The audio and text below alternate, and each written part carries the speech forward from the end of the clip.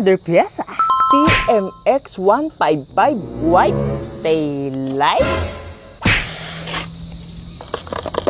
Palitan natin ang clear para mas malinis.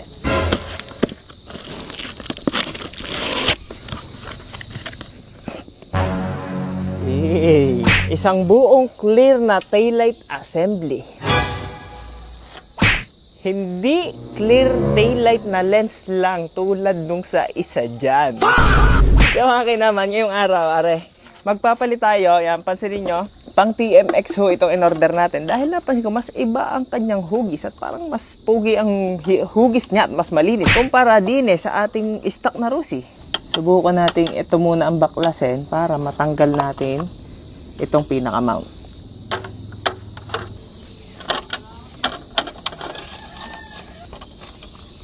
Lumabas na ang tatlong tornegels.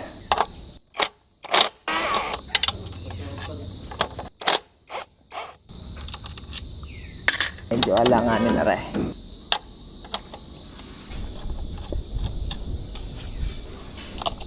Ito nga pala, may wire. Baklas upuan din.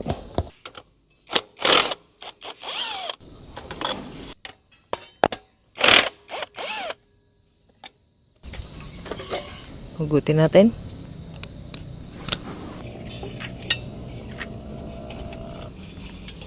Yun. Ang ating, kailangan pala natin kunin aring mga bushing. Pati itong goma. Yan, lagay lang natin mga goma din eh. Sikan. Opya. Bit natin ng dalawa lang ang tornilyo muna.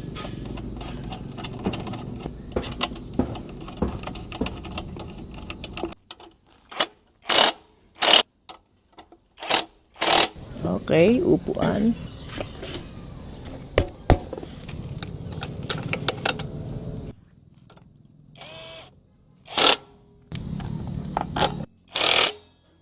Hari pa lang ating plaka. Nakakalimutan pa. Sabot-sabot lang. Montage.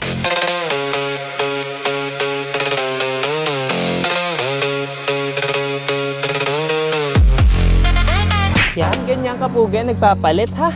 Hindi yung clear taillight muna, parang palsipikado. Hindi mga lens lang ang pinapalitan ha. Yan, isang buong kapugi ha. Tingnan mo yan, oh, di ba? Kung ako sa iyo, may panahon ka pa naman, eh bumili ka na rin muna ng garnet at palitan mo yung clear lens na ipinalit mo dyan. At aring si Rosas ay ready na para sa kanilang tapatan.